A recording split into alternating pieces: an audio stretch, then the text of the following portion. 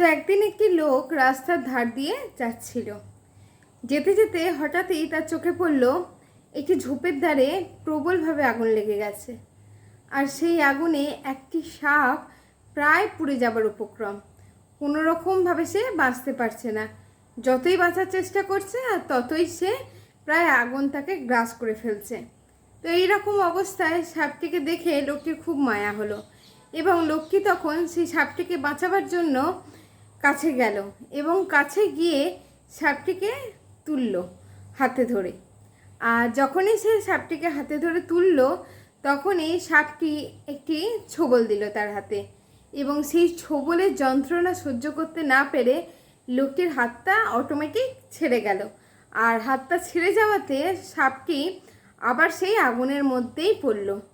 তখন লোকটি দূরে দেখতে পেল একটি লোহার ডান্ডা রয়েছে।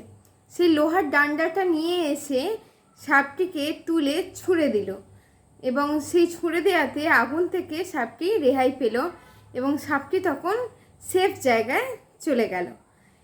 আর যখন লোকটি সেই কামড়ের যন্ত্রণায়, ছোবলের যন্ত্রণায় ছটফট করছিল, দূর থেকে আরেকটি লোক বসে বসে সেই ঘটনাটা দেখছিল, এবং দেখতে দেখতে সে এই লোকটিকে দেখে ছুটে এলো এবং বলল যে যখন দেখতেই পেলেন যে আপনি যখন সাপটাকে বাঁচাতে গেলেন এবং সে এই অকৃতজ্ঞ প্রাণীটি আপনার হাতে ছোবল দিল, তারপরও আপনার সেই সাপটিকে বাঁচাবার কি দরকার ছিল?